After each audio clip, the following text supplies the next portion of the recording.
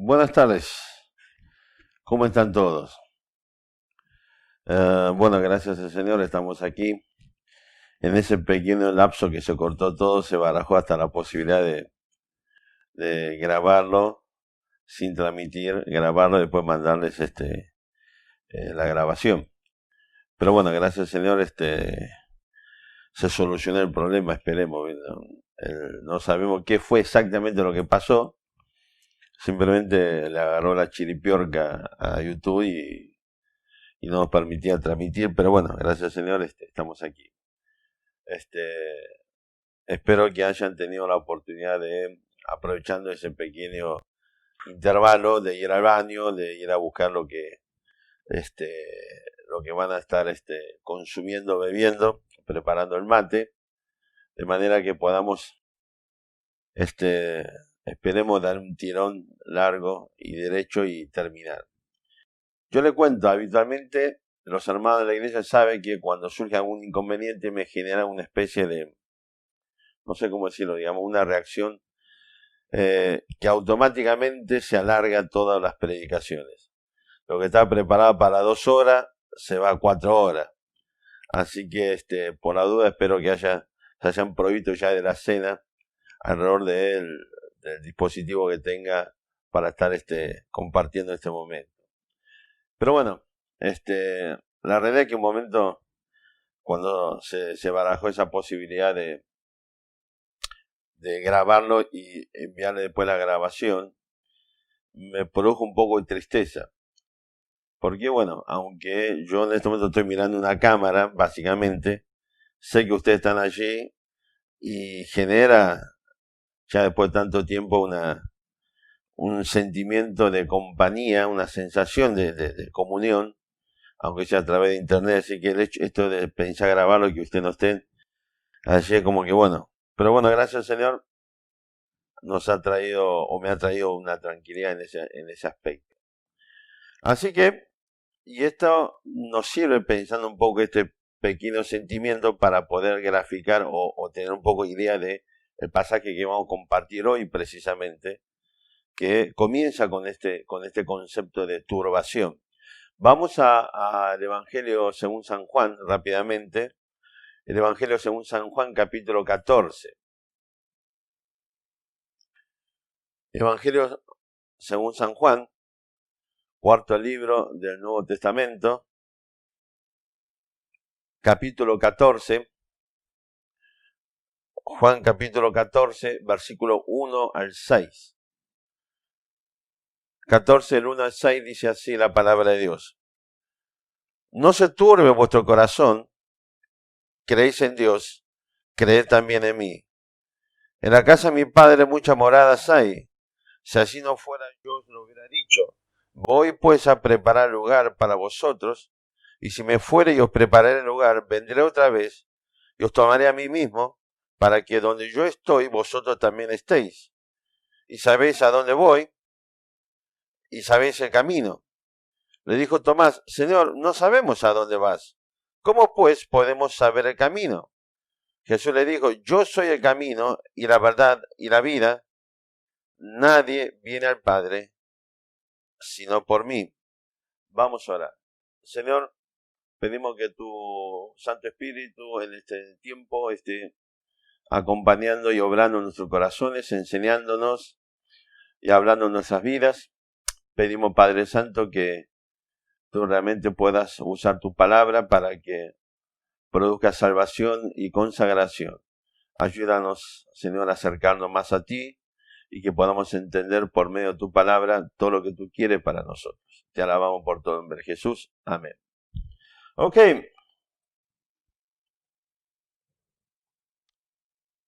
Vamos a empezar a contextualizar un poco este pasaje. Capítulo 13 del Evangelio de Juan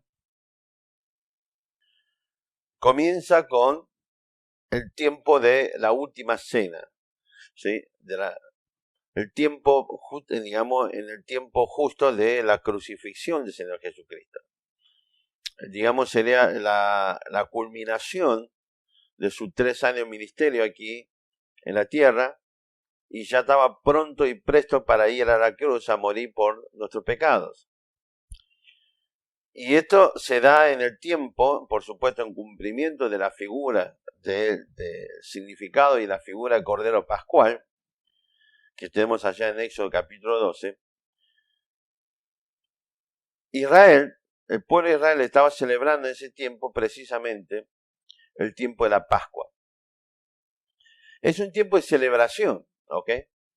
Es un tiempo de festejo, porque lo que nos recuerda, y especialmente el pueblo de Israel, fue el tiempo de la liberación de Egipto.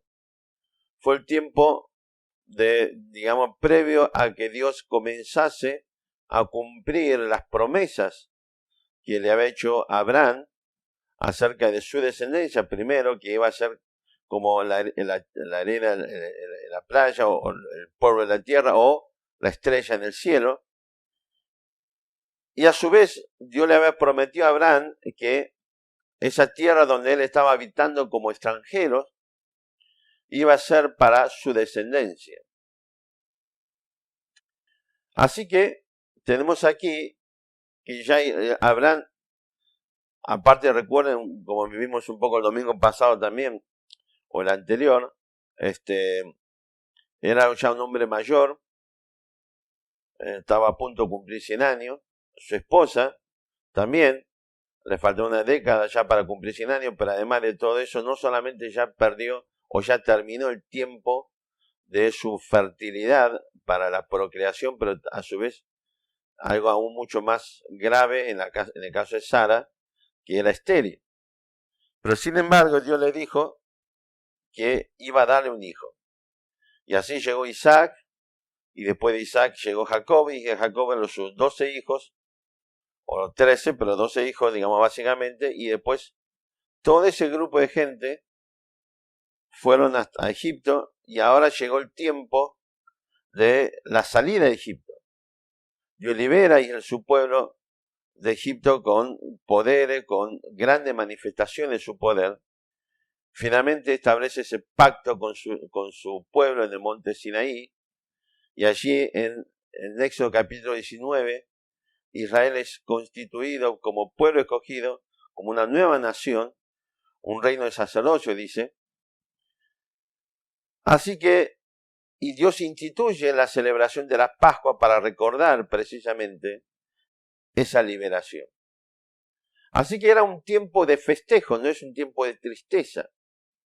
Es un tiempo donde ellos puedan recordar precisamente de qué forma Dios es fiel a su palabra y que iba a cumplir con las promesas, ¿sí?, y los pactos que había establecido. Pero sin embargo, esto que era motivo de festejo, si uno lee capítulo 13, 14 hasta el 17, encuentra que en este festejo en particular, en este grupo en particular, había un gran, digamos, sensación, no sé, pero un profundo sentimiento de tristeza y de turbación. De tal manera que Cristo en el comienzo de este capítulo tiene que intervenir diciendo: no se turbe vuestro corazón. Y si uno lee un poco capítulo 13 y lo compara a su vez con los otros evangelios, encontramos que se reunieron precisamente para celebrar, motivo de alegría, de la Pascua, la liberación, ¿sí?, que Dios había hecho por este pueblo. En ese contexto, Cristo ya anunció, por un lado, la traición de Judas, que finalmente se concreta.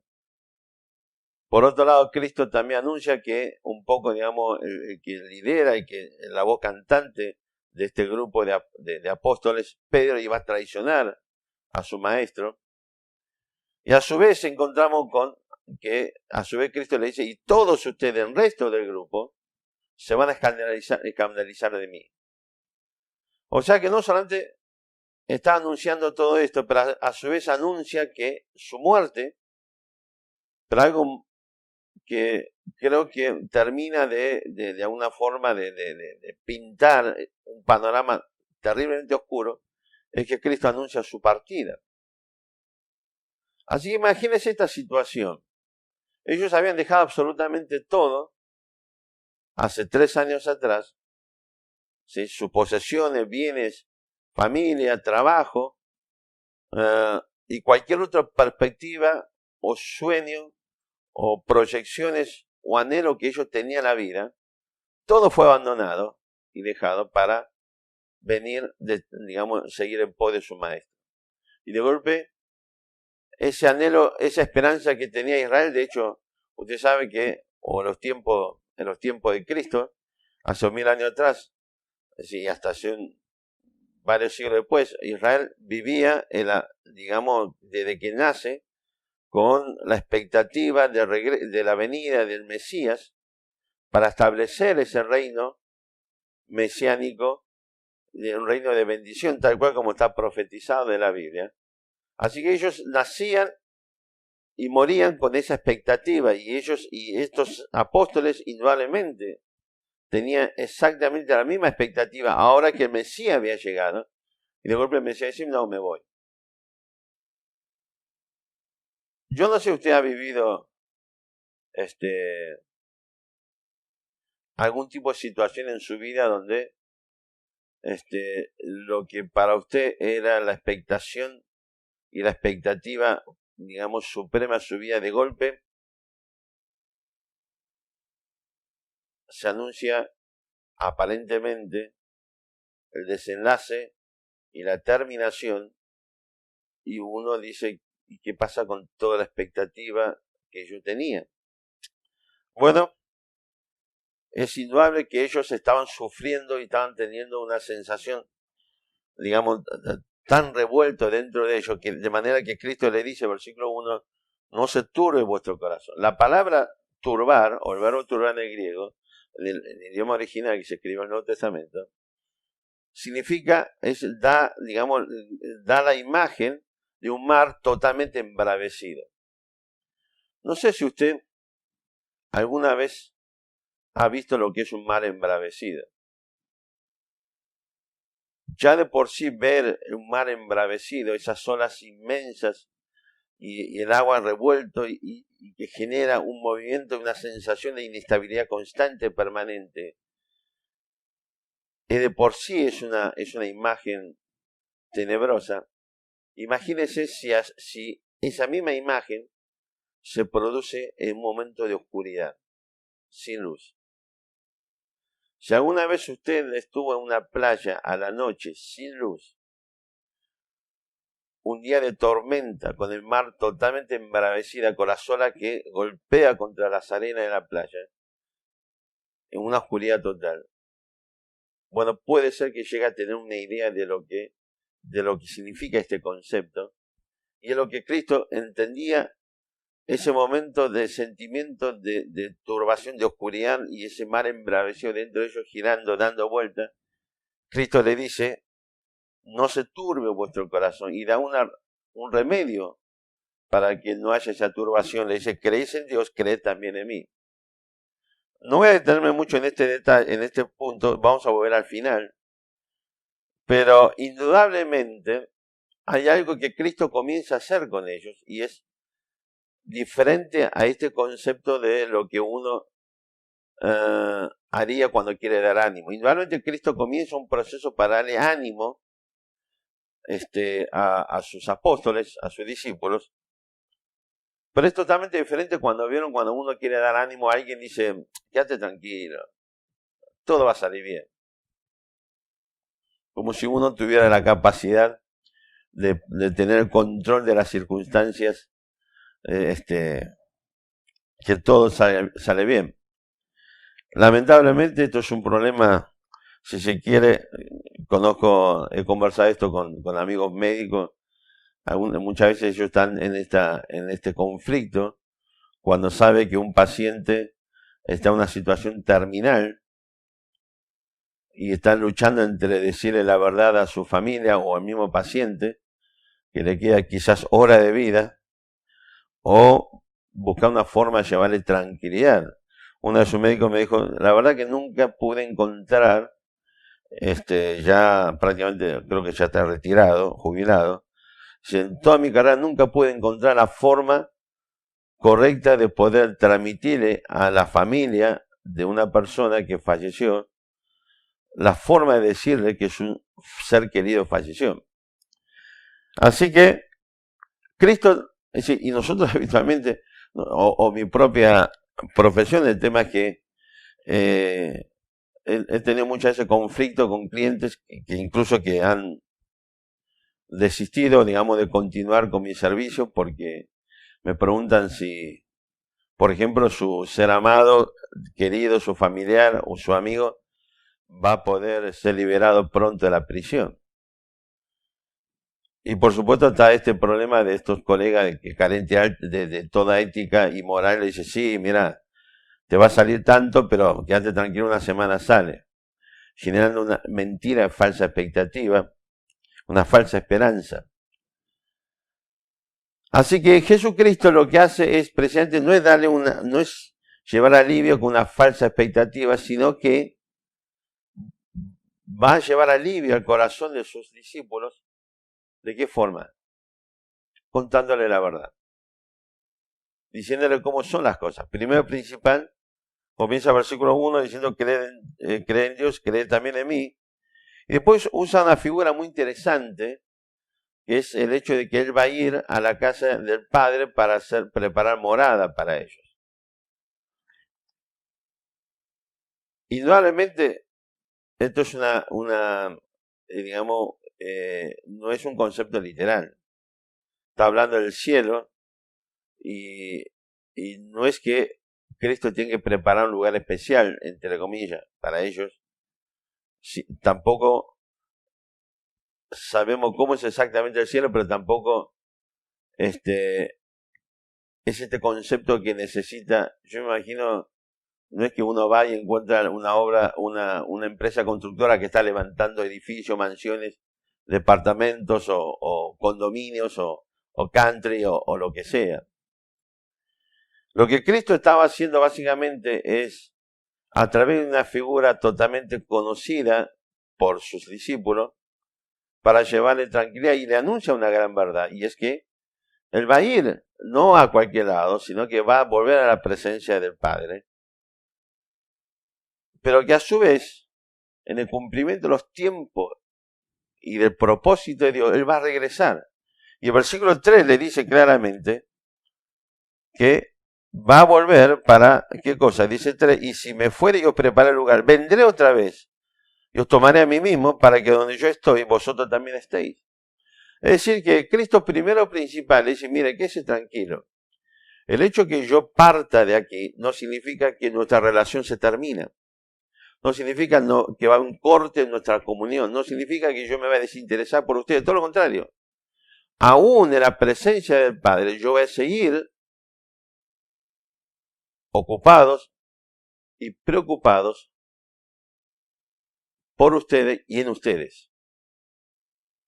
Y cuando llegue el tiempo que Dios trazó, voy a volver, ahí sí, ya para llevarlo conmigo, y así vamos a estar siempre en en una eterna comunión. Y es interesante que cuando dice el versículo 2 y 3, cuando dice que voy a preparar lugar para vosotros, hablando de la morada, es el concepto de una morada final, terminal, permanente. ¿Ok? Es decir, que Cristo le está diciendo que ese tranquilo a su discípulo, que yo, aunque no esté físicamente presente, sigo estando, ¿sí?, ocupado por ustedes, en ustedes, y preocupado también. Y cuando llegue el tiempo de Dios, van a venir conmigo a habitar esa morada permanente de cada uno de ustedes. Yo no sé ustedes, pero muchas veces pensaba cuando uno lee este pasaje, digo, bueno, si yo tuviera la posibilidad de pedirle a Dios un lugar y una morada en particular, depende, digamos, del estado de ánimo. Hay momentos que tengo que decirle al Señor, ¿viste esa casucha que está bien lejos de todo el mundo cuando estemos en el cielo? Que nadie le presta atención, que nadie se da cuenta que está ahí. Bueno, quiero esa casucha. Pero este es el punto. Cristo le estaba transmitiendo este consuelo a su discípulo, contándole una verdad. Y la verdad es que no importa lo que le dije que va a pasar, eso no va a cambiar absolutamente nada en cuanto a nuestra relación. No importa que Pedro y los otros apóstoles iban a escandalizar, uno va a negar, los otros van a escandalizarse de Cristo y se van a ir todos de la escena en el huerto de Getsemaní, donde precisamente se consuma el acto de traición de Judas Iscariote. Cristo aún se preocupa por ellos, de que su corazón no se turbe, no esté, digamos, como un mar embravecido en medio de la oscuridad, sino que trae las bases para el consuelo. Primero, dice, cree en Dios, cree también en mí. Y luego le dice, muchachos, yo voy a estar con ustedes a pesar de que físicamente no esté. Pero la diferencia está con que vieron que muchas veces alguien lleva consuelo a sus hijos, a sus nietos cuando está por morir. Y dice, no, quédate tranquilo, aunque papá, mamá, abuela ya no esté acá, pero siempre lo voy a acompañar toda la vida. Bueno, por supuesto, eso forma parte de un poco lo que cuando uno dice, quédate tranquilo que todo va a salir bien. A diferencia de eso, Cristo, estamos hablando de Dios que puede cumplir con su promesa. Y su promesa es que va a seguir ocupados en cada uno de los hijos de Dios, en cada uno de aquellos que son constituidos coherederos juntamente con Cristo de todas las riquezas celestiales. Él va a estar trabajando por ello. Y Hebreos nos va a decir que precisamente es nuestro sumo sacerdote en la presencia de Dios. Y primero Juan nos va a decir que es precisamente nuestro abogado a la diestra de Dios. Y así sucesivamente. Es decir, que a través de la palabra de Dios encontramos precisamente muchas digamos, revelaciones acerca del ministerio de Cristo aún en ese tiempo presente, cuando físicamente Él no está. Pero a su vez promete más adelante en este mismo capítulo que va a enviar otro consolador, ¿sí? Otro igual a Él, hablando precisamente, asegurando la deidad del Espíritu Santo, que va a estar aquí para acompañarnos. De manera que Él puede prometer, como dice en Mateo capítulo 28, he aquí estoy con vosotros todos los días hasta el fin del mundo. Y además de todo esto, les promete que va a regresar por ellos. Y además les promete que donde ellos van a estar, va a ser, juntamente con Cristo, va a ser la morada permanente por la eternidad. Por eso Pablo, o la Biblia nos va a hablar sobre nuestra peregrinación por este mundo. ¿Por qué? Porque nuestra ciudadanía está en los cielos. Y también finalmente la promesa de una comunión eterna juntamente con nuestro Salvador. Y finalmente Cristo le dice al versículo 4, y sabéis a dónde voy, y sabéis el camino. Y a partir de esta afirmación de Cristo viene la pregunta de Tomás. No voy a entrar a hacer una disquisición acerca de cuáles son las motivaciones o con qué actitud Tomás hizo la pregunta. En la literatura cristiana ha habido muchos comentarios acerca de qué fue lo que le llevó a Tomás a hacer esta pregunta, pero la realidad es que si usted lee de 13 hasta el 16, capítulo 13 al 16, al menos hubo 5 intervenciones diferentes de los discípulos preguntando. Primero fue Pedro, casualmente, capítulo 13. ¿Sí? Le pregunta, bueno, ¿dónde vas? ¿Ok? Si usted va hacia el versículo 8, ya aparece Felipe también haciendo preguntas. Así que el objetivo es no ponernos a hacer una elucubración acerca de por qué Tomás hizo esa pregunta, qué fue lo que lo motivó. ¿Lo hizo por una cuestión de humildad o por una cuestión de incredulidad? Pero lo más importante es la verdad que surge detrás de esta pregunta. Versículo 5 dice, le dijo Tomás, Señor, no sabemos a dónde vas, ¿cómo pues podemos saber el camino? Cristo, versículo 4 le dice, y sabéis a dónde voy, y sabéis el camino, y la pregunta de Tomás, no sabemos dónde vas, ¿ok? Y dice, por lo tanto, no podemos conocer el camino. Y lo que le decía recién, más allá de toda esta cuestión acerca de las motivaciones de Tomás, de esta pregunta surge una verdad eh, incontrastable, indubitable. No hay forma de conocer el camino si no conocemos el destino. No hay forma de saber cuál es el camino si no sabemos a dónde vamos. Camino y destino están íntimamente unidos y ligados. Así que la pregunta de Tomás, en cuanto a concepto, en cuanto a principio, en cuanto a idea, es absolutamente cierto. No conocemos del destino, por lo tanto, no conocemos el camino.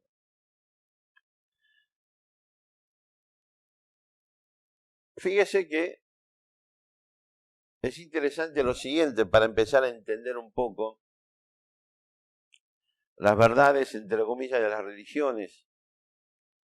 Porque la realidad es que todas las religiones te va a hablar sobre llegar al cielo o a una vida, a alguna religión te va a hablar sobre, digamos, un lugar carente de sufrimiento, sea, por ejemplo, por un problema de la reencarnación permanente, ¿ok? O llegar a donde sea.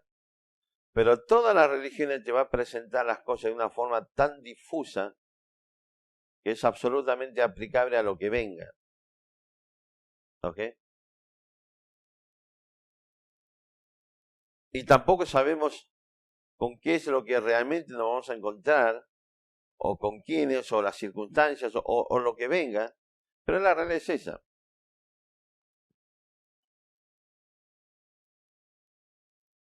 Si usted conoce o le gusta la saga de, por ejemplo, Viaje a las Estrellas,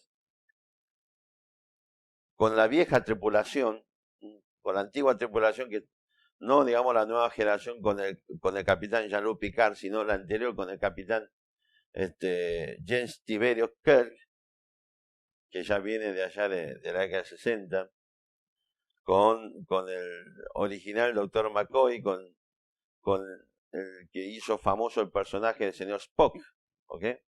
Que lamentablemente falleció hace poco.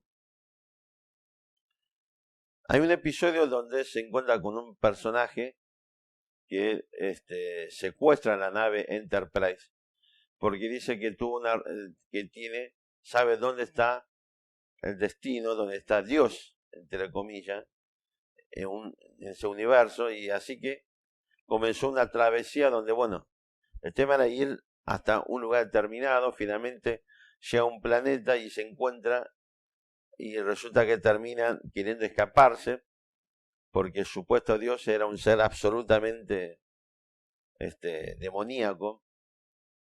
Pero el punto es eso, es una realidad, o sea, todas las religiones te va a hablar sobre un lugar, entre comillas, final lindo, pero es una cosa tan confusa, tan difusa, que la verdad es que no tenemos forma de precisar absolutamente nada.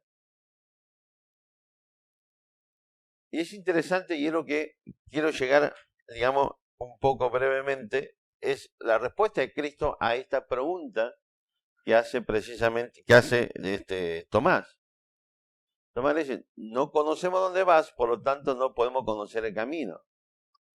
Así que la respuesta de Cristo está en el versículo 6, dice, yo soy el camino, la verdad y la vida, nadie viene al Padre sino por mí. Es interesante que en este versículo ¿ok? Cristo digamos, digamos, al sujeto, yo, primero le adjunta 3 adjetivos y finalmente nos habla sobre un destino y una persona conocida. Comienza el versículo 6, dice, Jesús le dijo, yo soy. ¿Ok? Este es el primer nombre de Dios con que Dios se da a conocer o le transmite al ser humano. Y esto lo encontramos allá en los orígenes o los principios del libro de Éxodo. Cuando Moisés se encuentra, tiene esa revelación, esa visión en el monte Sinaí con esa zarza ardiendo pero que no se consumía, Dios lo llama y le encomienda este ministerio, esta misión de volver a Egipto para liberar a sus hermanos, al pueblo de Israel. Hay un momento que Moisés le dice, está todo muy lindo, yo voy y dice, che, ¿sabe qué? El Dios de nuestros padres se nos apareció y me dijo tal cosa, y ellos me van a preguntar, ¿y cómo se llama Dios? ¿Qué le voy a decir? Así que, y este es lo que los estudiosos coinciden, es el concepto del famoso, digamos, nombre impronunciable o digamos, prohibido pronunciar por el pueblo de Israel, el tetragramatón, ¿ok? Lo que en latinago le decimos Jehová, pero que la realidad es que en el original, en hebreo, no tenemos forma de saber cómo se pronunciaba, porque eran 4 consonantes, ¿ok? Y H, Y, H, W, H, y que como Israel dejó de pronunciarlo, la realidad es que a través de las generaciones no sabemos cómo es la pronunciación exacta, pero este es precisamente lo más probable, el día ese que Moisés tuvo ese encuentro con Dios, ahí en Monte Oreb. Este es el nombre precisamente que Dios le dio a conocer a Moisés. Y le dice, yo soy el que soy. Y le dice a Moisés, dile al pueblo, a tus hermanos, que yo soy. Y fíjese que digamos que esto es cierto, que ese yo soy es un nombre divino, que si usted lee el mismo Evangelio de Juan, hay un momento que Cristo le dice al pueblo de Israel, dice, antes que Abraham fuese yo soy, dice, por ejemplo, la reacción de los judíos es claramente entendieron que él decía que era Dios y quisieron apedrearlo. 7 veces utiliza este nombre del Evangelio de Juan, el Señor Jesucristo. ¿Ok? Y esta es la 6ª vez. La última la vamos a usar en el capítulo 15, la 6ª vez que utiliza y dice, yo soy. Yo soy, dice, el camino, la verdad y la vida.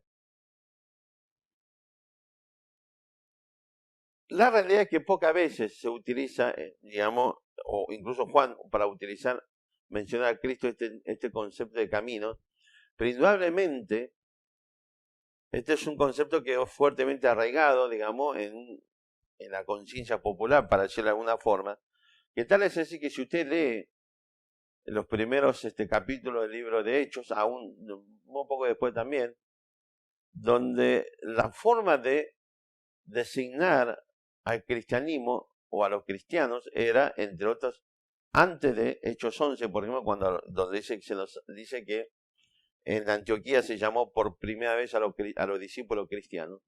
Pero antes de eso se lo conocía como lo del camino, lo que son de ese camino, pertenecientes a ese camino. Fíjese que si usted lee Hechos capítulo 9, Pablo pidió carta, digamos, al sumo sacerdote, a los sacerdotes de Jerusalén, para ir a Damasco a buscar a lo que son, y dice Hechos 9, del camino que, y por supuesto es una referencia hacia el Señor Jesucristo. Ahora es interesante entender esto. Primero y principal, Jesucristo le está estableciendo cuál es el camino, pero hay algo que es muy particular aquí. Habitualmente nosotros estamos acostumbrados a conceptos tales como, por ejemplo, un maestro Una religión, una secta nos enseña cuál es el camino. ¿Ok? Cualquier religión te va a decir, sí, bueno, el camino para, es esto, aquello, hacer, subir, bajar, saltar. Pero aquí hay un acto de identificación. Cristo dice que Él es el camino. Él no vino a mostrarnos cuál es el camino, enseñarnos cuál es el camino, sino que Él les afirma, asevera claramente que Él, su persona, es el camino. Y la utilización delante de cada una de estas palabras, ¿ok? Yo soy el camino, la verdad y la vida. La utilización precisamente de estos artículos definidos nos habla precisamente de qué cosa. El concepto de la unicidad. El concepto es yo soy el único camino, yo soy la única verdad y yo soy la única vida.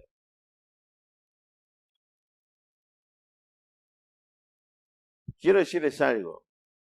Nosotros estamos acostumbrados a cierto concepto de pluralidad emergente, indudablemente, lo que es la democracia. Uno de los problemas que tenemos actualmente en la Argentina es este conflicto con el tema de la cuarentena, de un presidente que se arrogó digamos, una suma de poder, y una vicepresidenta que vendría a ser una especie de presidente de la sombra, dicen. Y el punto central es que detrás de todo esto hay un conflicto cuando comienza a hablar sobre la única voz, del único pensamiento. En un concepto de democracia, por definición, ¿ok? Tiene que haber una pluralidad de opiniones, de pensamiento, de voces, de visiones, y así sucesivamente. Pero la verdad, en honor, para ser honesto, hay una realidad de esto, pero respecto de Dios y respecto del destino, lo cierto es que no todos los caminos, o para decir casi la totalidad de los caminos, nos llevan a destino.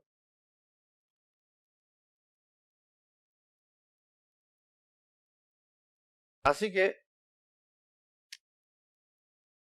a diferencia de lo que nosotros estamos acostumbrados a decir, bueno, todas las religiones son buenas, todo te enseña algo bueno y cosas por el estilo, lo que hay que entender es que el problema del hombre con Dios no es un problema de carácter de lo que la religión o la espiritualidad nos puede dejar. El problema del hombre es un conflicto abierto con Dios y hay que entender bien este concepto. Nosotros, de alguna forma, el ser humano ha deformado el concepto de la espiritualidad como una manifestación más de un área del ser humano que tiene que ver con desde cuestiones de moralidad, cuestiones de ética, cuestiones de que hace a la bondad o no de una persona, hasta llegar a ciertos niveles digamos, de extremismo o de misticismo. Pero el punto central es que el concepto de la Biblia de la espiritualidad es un problema de algo esencial del ser humano que nos permite comunicarnos y relacionarnos con Dios, y que por causa del pecado, de nuestro pecado, se generó un conflicto con Dios. De manera que si no resolvemos ese problema, no hay forma de desarrollar una nueva y verdadera vida y relación espiritual. Así que este es el gran problema. Entonces, cuando la Biblia se nos habla del camino, de la verdad de la vida, básicamente lo que nos está diciendo es de qué forma usted y yo podemos resolver nuestro conflicto con Dios. Es decir, el problema de nuestros pecados. Así que, a no ser que usted conozca muchísimos medios o caminos que resuelvan el problema del pecado, entonces tendrá que concluir finalmente que no hay otro camino, y lo que Cristo está aseverando aquí tiene que ver con la próxima palabra verdad. Pero el punto es que, y es verdad que Cristo es el único camino. Y ahora vamos a ver un poquito brevemente por qué. Pero este es un camino doble, si se quiere de alguna forma, para decirlo de alguna forma, porque Cristo es el único camino que Dios abrió para llegar al hombre. De la misma forma es el único camino que puede transportar, llevar al hombre hacia Dios. Es un camino doble. Dios se manifiesta claramente en la humanidad y se introduce en la humanidad. Y a su vez, Dios es el camino que nos puede llevar de regreso hasta su misma presencia. Y la forma que Cristo desarrolló o estableció este camino de regreso, ya está, el primer proceso del hombre de Dios llegando al hombre ya se produjo, Dios ya se introdujo en la historia de la humanidad, Cristo ya nació, se encarnó, ya se manifestó claramente y ya nos trajo todas las enseñanzas respecto de la forma de ahora el hombre a través de Cristo, el mismo camino de regresar a Dios. Fíjese que busquen Hebreo capítulo 10.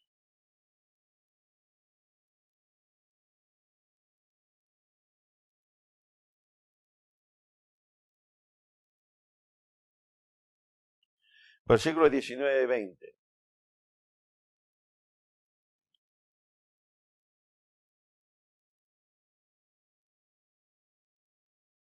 Hebreo 10, 19 y 20 dice así. Así que, hermanos, teniendo libertad para entrar en el lugar santísimo por la sangre de Jesucristo, por el camino nuevo y vivo que Él nos abrió a través del velo, esto es, de su carne. Ahora fíjese que la forma como Dios abre el camino para que el hombre pueda regresar a Él es a través de la muerte, el sacrificio, la sangre que Cristo derramó en la cruz de Calvario. Estamos precisamente en los umbrales del sacrificio de Cristo, de la crucificación de Cristo, en el pasaje que estamos leyendo en Juan. Así que cuando Cristo dice, yo soy el camino, lo que le estaba transmitiendo a sus discípulos, ni nada más ni nada menos que la razón de su sacrificio. Cristo ya anunció su muerte, ya anunció que iba a ser precisamente apresado, traicionado, apresado, iba a sufrir y finalmente iba a morir en la cruz por nuestros pecados. Así que cuando Cristo dice yo soy el camino, estaba aseverando que estaba ya pronto a inaugurar, si se quiere, la mano de regreso hacia Dios. Cuando Cristo llegó a este mundo, Dios ya inauguró una mano, ya habilitó, ¿sí?, un sentido de este camino, Dios llegando al hombre. Y ahora Cristo estaba a punto ya en este mismo camino que es el inaugurar el sentido inverso, de manera que ahora, a través de este camino que Dios abrió, el hombre puede regresar a Dios. Porque solamente a través del sacrificio de Cristo en la cruz de Calvario por nuestro pecado, solamente la sangre que Él derramó es el medio habilitante para que usted y yo, ser humano, cualquiera sea nuestra condición y quien quiera que seamos, podemos regresar a Dios. Así que yo no sé, volviendo a Juan, yo no sé qué es lo que usted cree. No sé cuál es el camino que usted está siguiendo. No sé cuál es el medio que usted está transitando. Pero la realidad es que si usted no sabe cuál es su destino, nunca puede conocer el camino. Y el destino que Dios estableció es que podamos regresar a Él, para después vamos a ver qué tipo de relación vamos a establecer. Pero el punto central es esto. Si usted quiere realmente y verdaderamente volver a Dios y poder volver a relacionarse con Dios y poder realmente tener una comunión con Dios, si ese es el anhelo de tu corazón, es el destino que estás buscando, bueno, Cristo es el camino. Y no hay otro. No hay otra persona, no hay otra religión, otra iglesia. Cristo es el camino. Así que ya está diciendo, o en parte, digamos, contestando a la pregunta de Tomás. Y a través de esa pregunta, o esta verdad inherente, si no conozco el destino, no puedo conocer el camino, Cristo ya nos está diciendo cuál es el destino. Porque finalmente anuncia, nadie viene al Padre sino por mí. Así que, ¿cuál es el fin de su fe? ¿Cuál es el objetivo de su creencia? Puede ser muy noble, pero lo que Dios te está diciendo es que el conflicto, el problema del hombre con Dios es el problema del pecado y es lo que produjo la ruptura de la relación del hombre con Dios. Este es el verdadero problema espiritual del hombre y lo que Dios te está diciendo hoy aquí es que la solución a este problema espiritual no son muchos caminos, es el único camino que es Jesucristo, y como veíamos en Hebreo capítulo 10, un camino que se abre a través de la sangre que Él derramó en la cruz de Calvario. Así que lo que podemos decirlo de esta forma, el día que Cristo estaba colgado en la cruz, muriendo, derramando su sangre, entregando el último aliento de vida, estaba inaugurando, ni más ni menos, la vía de regreso de cada ser humano a Dios. Cristo estaba en ese día, si se quiere, podemos decir de esta forma, cortando la cinta, inaugurando precisamente este camino nuevo y vivo a través de su cuerpo, por medio de la sangre que Él derramó en la cruz de Calvario. Así que, lo primero y lo principal, no hay muchos caminos. El proverbio nos dice que hay muchos caminos que al hombre le parece recto, pero su fin es camino de muerte. No hay iglesias, no hay prácticas religiosas, no hay buenas obras, no hay religiones, no hay personas que pueden indicarte el camino. ¿Por qué? Porque la palabra de Dios nos dice que el camino es la persona de Jesucristo. Así que cualquier promesa en sentido contrario, quiero decirte que es absolutamente una mentira. Porque el camino es la misma persona de Jesucristo. A través, un camino que se abrió a través de su sacrificio en la cruz, a través de la sangre que Él derramó en la cruz de Calvario. Yo soy el camino. Luego dice, yo soy la verdad.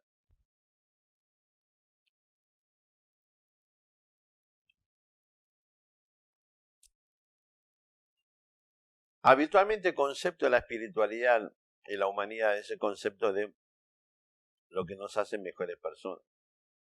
Fíjese cómo está este anhelo manifestado en muchas, si a usted le gusta, a mí me gusta, muchas películas de ciencia ficción.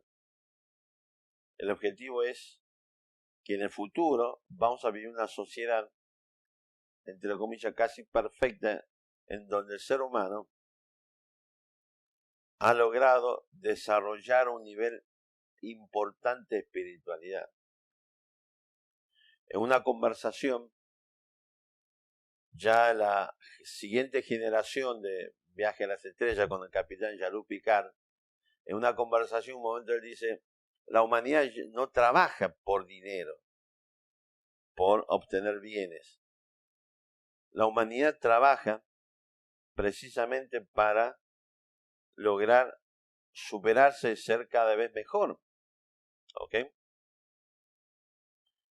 Pero quiero decirte algo, la realidad es que nos guste o no nos guste, sabemos, cualquier persona que mira la vida cotidiana, sabe que la humanidad, contrario a lo que se pretende en concepciones filosóficas, la realidad es que la humanidad va cayendo cada vez más y más en un pozo de maldad, de perversión. de transgresiones. De ahí a este concepto de que toda vida pasada, todo momento pasado fue mejor. Y esto lo vemos de generación en generación. Yo he escuchado a mis abuelos, mis padres, he escuchado padres y abuelos de amigos hablando de cómo era mejor la vida en ese tiempo y cómo ahora está peor. Aún en mi propia generación, me pasa a mí también, cuando uno empieza a recordar cosas que uno ha vivenciado y ha vivido en su infancia, juventud, y uno dice, ahora no lo puedo, mis hijos no pueden vivir eso. Y uno anhela, a mí me pasa muchas veces. Ahora, por un ejemplo, a título de ejemplo, estamos teniendo un pequeño conflicto aquí en Ciudad Evita con una zona de bosques. Hubo intento, o sigue habiendo, calculo que siguen queriendo, intentos de tomar terrenos. Los vecinos se han movilizado, han empujado a la policía y a la política. Por ejemplo, esta semana el Consejo Deliberante se pronunció en contra de la toma de esas tierras. Hace unos cuantos años atrás se lo declaró como una reserva natural, precisamente para dar un estatus para mantener lo que significa, digamos, este bosque.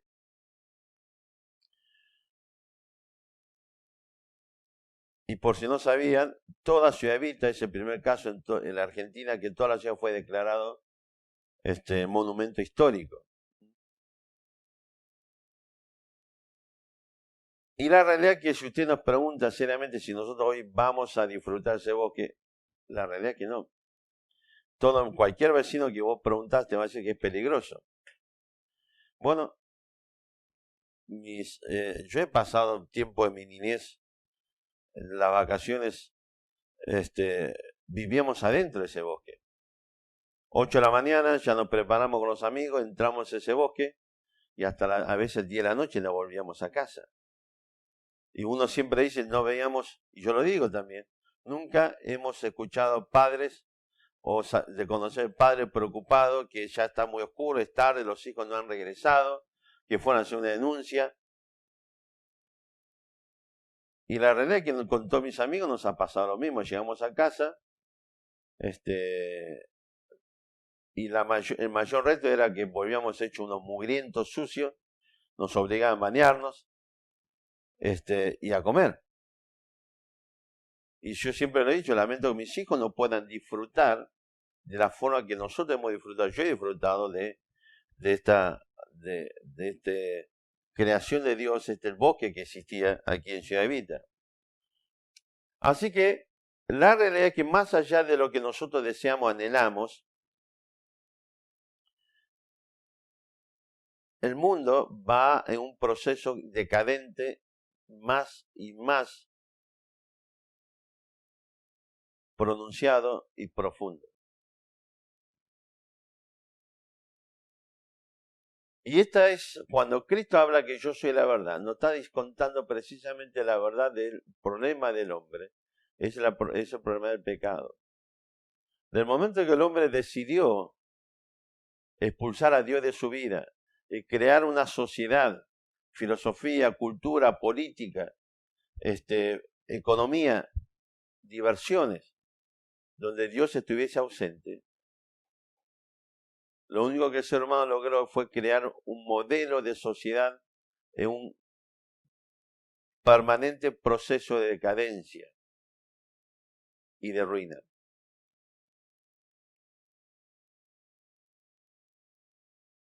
Y cuando Cristo, yo soy la verdad, no está haciendo precisamente la confrontación en contraste con la mentira. ¿De qué mentira estamos hablando? Bueno, es la mentira que precisamente nos dice la palabra de Dios que el diablo ha creado en nosotros para llevarnos a un constante permanente rechazo a Dios y a llevarnos a un constante permanente búsqueda no búsqueda, sino de demostración de la inexistencia de Dios. O la inutilidad, aunque Dios exista, la inutilidad de la existencia de Dios. Cuando vamos a la Biblia en Génesis capítulo 3, encontramos el origen de este problema. Vamos a Génesis 3 un ratito.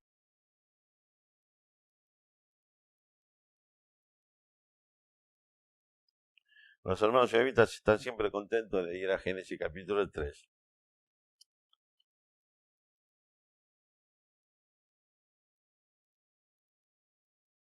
Fíjese que dice versículo 1, capítulo 3, versículo 1, dice, pero la serpiente era astuta más que todos los animales del campo que Jehová Dios había hecho, la cual dijo a la mujer, ¿con qué Dios os ha dicho, no comáis de todo árbol del huerto? Y la mujer respondió a la serpiente, del fruto de los árboles del huerto podemos comer, pero el fruto del árbol que está en medio del huerto, dijo Dios, no moriréis de él, no comeréis de él, perdón, ni le tocaréis para que no muráis. Entonces la serpiente dijo a la mujer, no moriréis, sino que sabe Dios que el día que comáis de él serán abiertos vuestros ojos y seréis como Dios, sabiendo bien y el mal. Fíjese un detalle. Satanás aquí le está diciendo a Eva, Dios está mintiendo y yo te estoy diciendo la verdad. No necesitas de Dios. Dios es mentiroso, es un viejo amargado, un tipo, digamos, amarrete, tacaño, un tipo realmente malo. Lo que busca precisamente es todo lo que es malo para vos. Yo, dice la serpiente, en cambio soy tu amigo que vine a mostrarte la verdad para liberarte. Seamos honestos, nosotros vivimos desde que nacemos y crecemos y desarrollamos, y la gran mayoría de la humanidad hasta que nos muramos, siempre tenemos el concepto que lo que tiene que ver con Dios es malo. Lo que proviene de Dios es malo. Aún desgraciadamente muchos de aquellos que hemos creído en Cristo como nuestro Salvador, aún pensamos que las cosas de Dios son malas para nosotros. Esto de obedecer los mandatos de la palabra de Dios, esto de dedicar nuestro tiempo precisamente a leer la palabra de Dios, tener comunión con el Señor, a orar, a estudiar, a congregarnos, a predicar el Evangelio a toda criatura, lo sentimos como algo malo. Antes que usted diga, no, la pregunta es ¿por qué no lo hace? ¿Por qué cada vez que llega a esa situación, siente que hay una carga y usted con ese desánimo, con ese hastío, tengo que cumplir? La realidad es que el diablo sigue obrando en nosotros para decirnos que lo que tiene que ver con Dios y su palabra es algo malo. El gran problema es que la palabra nos dice que quienes nos está engañando y nos está mintiendo es Satanás. Es el diablo que quiere que usted y yo no podamos conocer a Dios, no podamos conocer la verdad de lo que Dios nos quiere ofrecer, no conozcamos el amor y la gracia y la misericordia de Dios, y que al fin y al cabo podamos sufrir el mismo destino que Él sufrió, o va a sufrir, perdón, que es un castigo eterno por causa de nuestros pecados.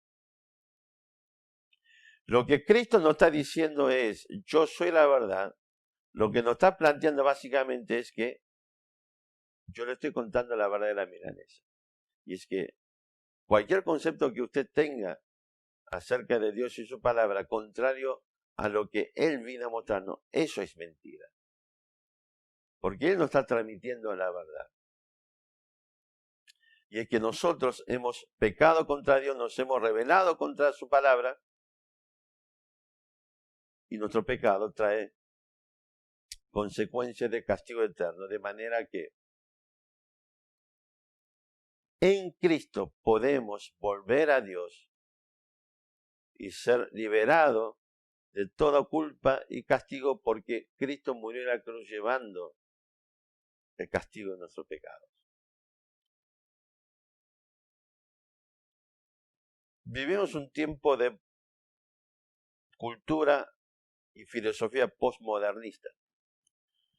Y dentro de esta cultura en particular, vivimos la era del famoso fake, falso. Está tan de moda hablar de fake news, las noticias falsas. Lo que caracteriza esta era del fake es decir cosas. Y si lo dijiste en las redes sociales, se le agrega un tinte, digamos, una especie de certificación notarial de que es verdad.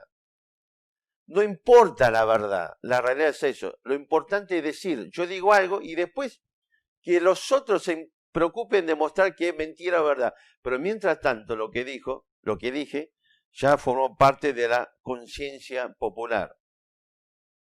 ¿Ok? Lo que importa en la realidad es que no es la argumentación, no es explicar por qué esto es verdad o mentira. Lo que importa en este tiempo es decir, es hablar, decir algo y punto. Y esto es lo que caracteriza las redes sociales.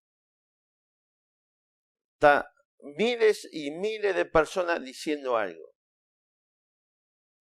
Y miles de personas que le da crédito porque alguien lo dijo en las redes sociales.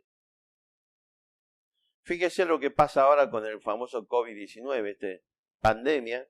Desde el comienzo ha habido una cantidad impresionante de fake news, de mentira que ha circulado, de forma de mensaje, de videos, de aseveraciones y no sé cuánta cosa más. De hecho, se ha transformado en una guerra de fake news. Fíjese lo siguiente. Si usted, mire, participé de algunos grupos, pedí que me la acepten, esperando encontrar un grupo para debatir ideas y argumentos. Y me encontré con que muchos de estos grupos lo único que se dedicaban era, depende de su inclinación ideológica, a defenestrar a China o Estados Unidos, por ejemplo. Los que están de acuerdo con el capitalismo, entre comillas, ¿sí? Entonces te va a decir que no, esto es un virus chino, empezó allá. Del otro lado, ha habido reportes a uno de los medios periodísticos, como pasó en Estados Unidos también, que explica cómo es que este virus se originó, por ejemplo, en Estados Unidos. Incluso me ha llegado un pequeño estudio con cierto aviso de seriedad de que esto es un virus que se escapó de un laboratorio y mencionaba específicamente un laboratorio con asiento en Inglaterra y en Alemania. Después están aquellos que dicen, sí, es un virus que fue creado en laboratorio, pero allá en China. Lo lamentable de todo esto es que hay muchos referentes sociales que gozan de cierto prestigio de seriedad que ha entrado en esta variante de tomar partido por los fakes. ¿Ok?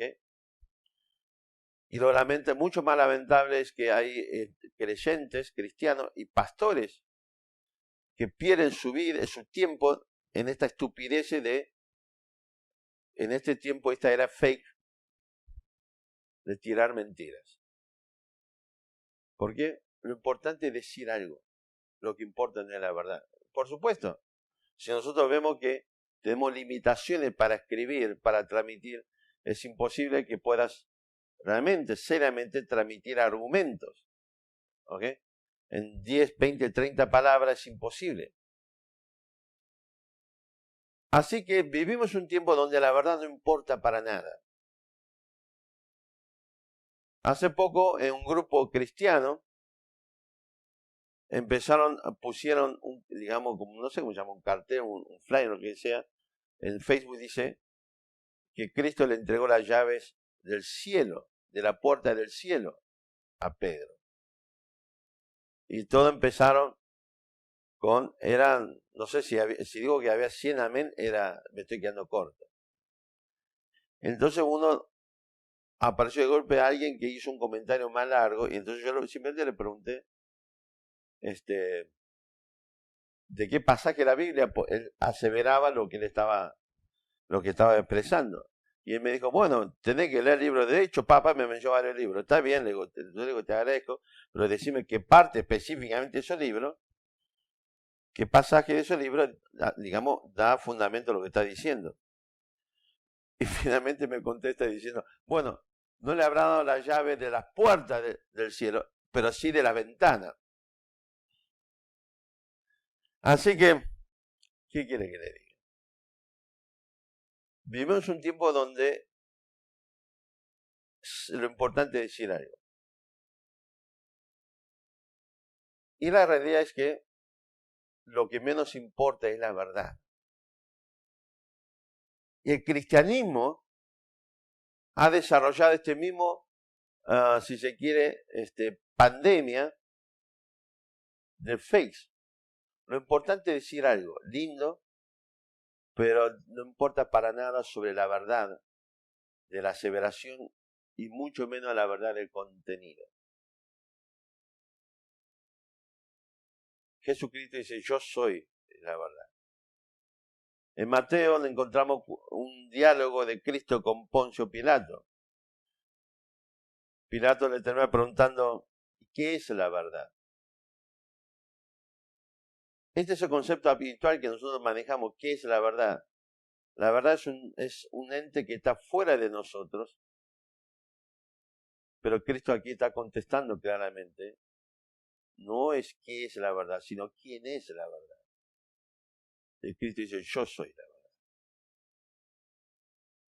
Y la verdad del mensaje de Jesucristo, el Evangelio, es que tus pecados, mis pecados, nos condenan para siempre al infierno. Y que Dios, por amor a vos y a mí, habilitó este camino, Dios llegando al hombre, para que Cristo Jesús cargue tus pecados y mis pecados y pague las consecuencias de nuestros pecados en la cruz de Calvario. De manera que, como dijimos hace un rato, cuando Cristo allí estaba muriendo y derramando su sangre, estaba inaugurando y habilitando definitivamente el camino de regreso a Dios. Así que no se pregunte hoy qué es la verdad, pregúntese quién es la verdad. Y Cristo te va a contestar, yo soy la verdad. Y es la verdad en que nuestros pecados produjo una ruptura en nuestra relación con Dios. Y es verdad que todo lo que usted hasta hoy creía que era posible y es preferible, una vida sin Dios, una familia sin Dios, un matrimonio sin Dios, una sociedad sin Dios. Cristo está diciendo, eso es una mentira. Es la verdad, la mentira que Satanás creó en nosotros como una verdad. Y Cristo dice, yo soy la verdad. Por lo tanto, si Dios es la verdad, su palabra es la verdad, por lo tanto, si es verdad que tus pecados te condenan al infierno para siempre, si es verdad que Cristo murió por tus pecados, si es verdad que Él es el camino para llevarnos de regreso a Dios, entonces cuánta cosa hasta hoy creíste es mentira. Yo soy la verdad. Jesucristo es la verdad. Frente a las mentiras, a los fakes, como no solamente el mundo, sino el cristianismo, desgraciadamente, estamos habituados a vivir. Y finalmente dice, volviendo a Juan capítulo 14, versículo 6,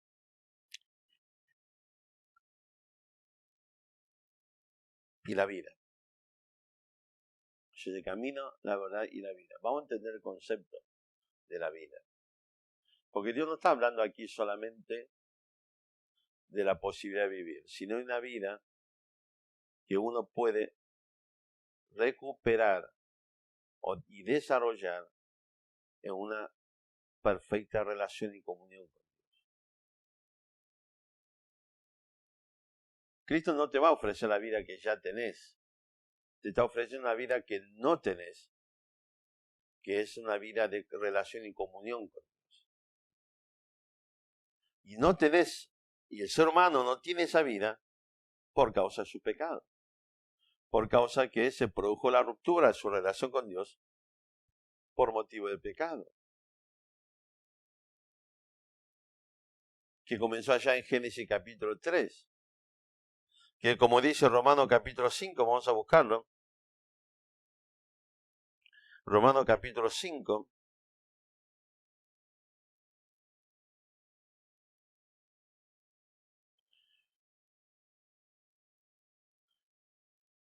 Dice la palabra de Dios, capítulo 5, versículo 12.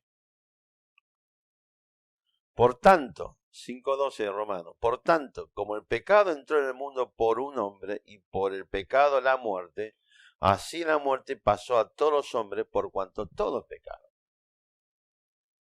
Es decir, que lo que Pablo está aseverando aquí en la palabra de Dios, que el pecado entró en Génesis 3 por Adán, y por la entrada del pecado, llegó de la mano del pecado que usa la muerte, y dice que la muerte pasó a todos los hombres por cuanto todos pecamos. Así que Pablo está hablando aquí de un efecto universal, de una consecuencia universal y de una causa universal. La consecuencia universal es la muerte y la causa es el pecado. Y está hablando no solamente de la muerte física, está hablando de la muerte espiritual y la muerte eterna. El pecado produce esas tres muertes, la muerte física. A ver, yo no conozco a nadie que pueda aseverar que no se muere. Todos morimos, entonces se comprueba esta ley universal de causa y efecto. La causa de la muerte es el pecado y la consecuencia del pecado es la muerte. Pero mucho más que eso, el pecado produce la ruptura de la comunión, la relación con Dios hoy y la eternidad futura, el día que te mueras, el día que Dios venga a juzgar este mundo, de un castigo eterno en el infierno. Y lo que Apocalipsis nos habla es que es la muerte segunda, es la muerte eterna. No la inexistencia de conciencia o sentido, todo lo contrario. Así que, volviendo a Juan, lo que aquí nos está planteando Cristo dice, yo soy la vida, nos está planteando precisamente que Él puede llevarnos no solamente ese camino que inauguró a través de su muerte en la cruz, que nos lleva de regreso al Padre, no solamente la verdad, que nos está precisamente diciendo la mentira en la que hemos vivido, y la verdad es el Evangelio de Cristo que vino, Dios por amor a vos y a mí vino a rescatarnos del castigo eterno, y Él es la vida. La vida que nos permite regresar a una relación íntima con Dios. Ese mismo concepto, búsquelo en Juan capítulo 17, por ejemplo.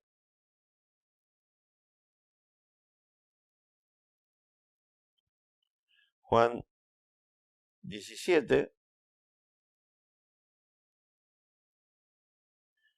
versículo 3. Juan 17, versículo 3 dice, y esta es la vida eterna, que te conozcan a ti, el único Dios verdadero, y a Jesucristo a quien le has enviado. ¿Ok? Cuando Cristo dice, y Él es la vida, no está hablando de una vida real, genuina, que nos permite establecer una relación y una comunión íntima con Dios.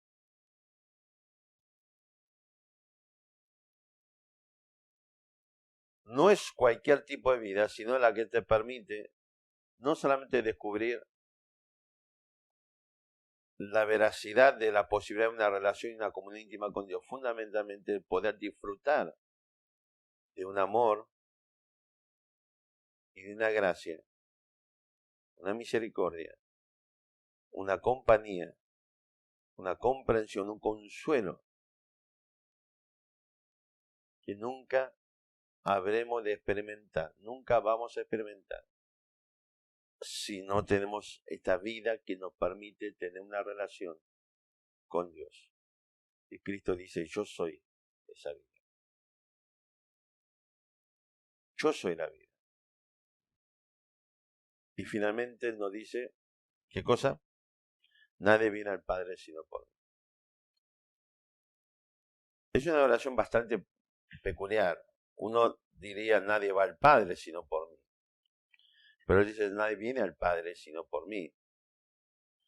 Uno habla de, nadie viene a mí pero no hablamos de nadie viene a Él. Pero en este contexto, indudablemente, Cristo está haciendo referencia a qué cosa. Que Él es el camino, pero también es el destino, porque en varias ocasiones a través de capítulo 14 y 15 y 16 en la Savera,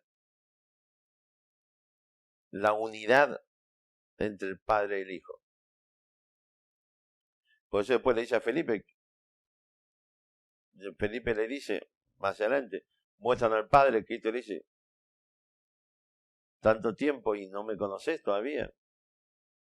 Así que es interesante esta ecuación. Cristo nos habla sobre el destino, no solamente la morada celestial, sino también la presencia y comunión con Cristo. Porque hemos transitado por el camino correcto que es Cristo. Hemos aceptado la verdad verdadera que es el Evangelio de Cristo y su palabra. Y tenemos la posibilidad de una vida de comunión y relación íntima con Dios. Así que la pregunta es, ¿qué es lo que estás creyendo? ¿Cuál es tu fe? ¿Cuál es el destino? ¿Hacia dónde te lleva tus creencias?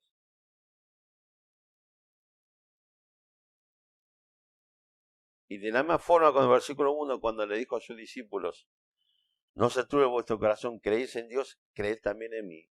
Y este es el concepto que cierra toda esta ecuación.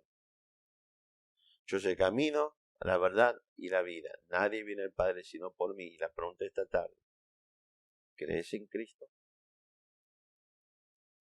¿Crees en Él? ¿Crees que Él es el único camino, la única verdad, la única vida? Que solamente en Cristo podemos llegar a tener una relación personal y una comunión íntima con Dios. ¿Crees en Cristo esta tarde?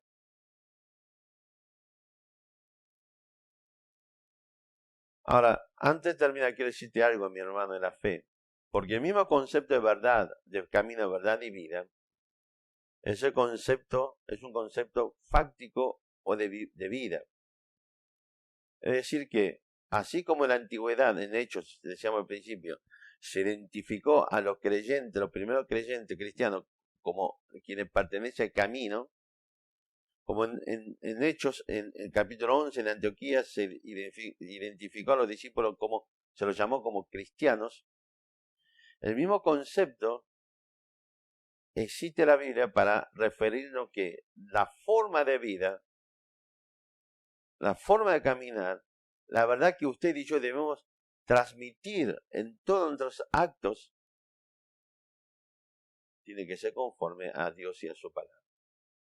Es decir, que esta idea de yo soy el camino, la verdad y la vida, es el concepto fundamental para llevarnos a Dios, de regreso a Él, para que a través de Cristo tengamos salvación y perdón de pecado y vida eterna. Es el mismo concepto para que usted y yo vivamos nuestra vida aquí en este mundo hasta que lleguemos a la presencia de Dios. Que el camino que usted transita tiene que ser precisamente el camino que Dios estableció. La verdad de su acto cotidiano tiene que ser conforme a la verdad de la palabra. La vida que usted y yo vamos a vivir tiene que ser fundada en la comunión y una relación y una comunión con Dios y con su palabra. Y quiero preguntarte, mi hermano de la fe, si así es como estamos viviendo. Si el que no conoce a Cristo nos identifica como un estilo de vida acorde a un camino determinado, acorde a una verdad que predicamos, y estamos realmente viviendo acorde a una comunión real con Dios.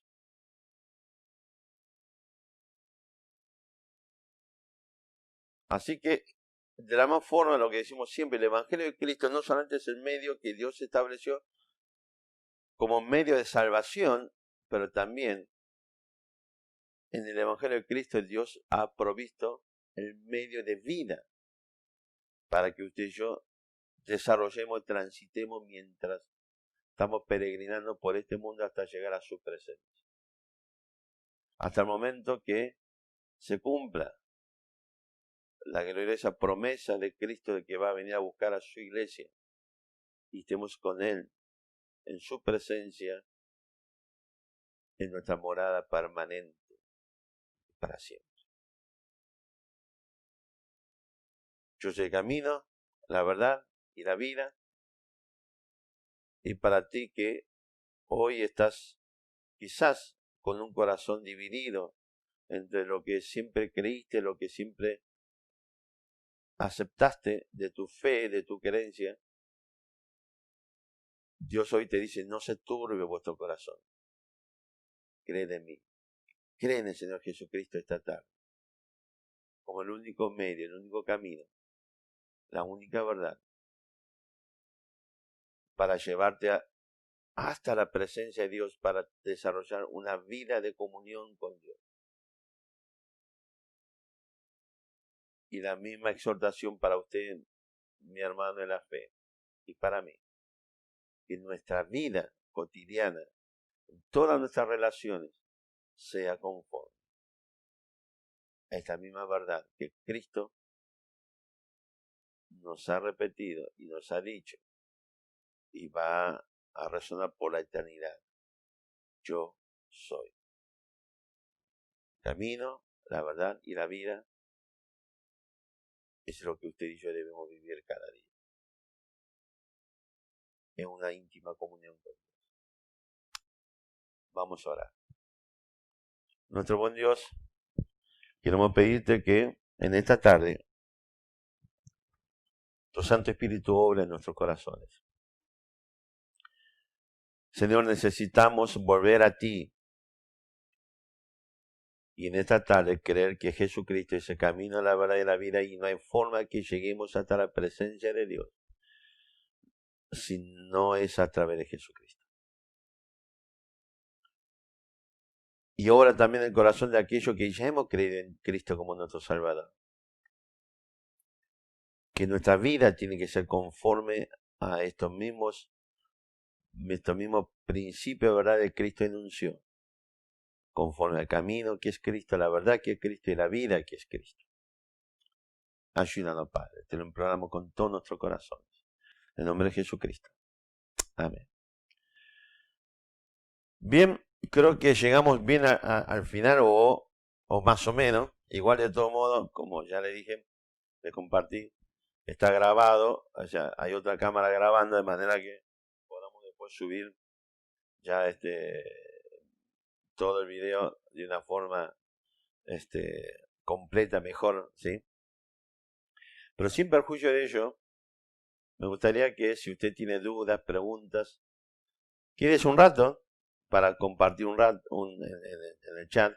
O si quiere puede comunicarse con nosotros y podemos charlar sobre esto largo, tendido, el tiempo que quiera y cuánto necesita.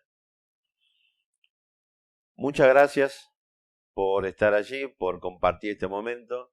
Fue muy lindo realmente volver a verlos, cámara de por medio. Que el Señor los bendiga. Y nos vemos, Dios mediante, el próximo domingo, también en este mismo horario. Que el Señor los bendiga y muchas gracias.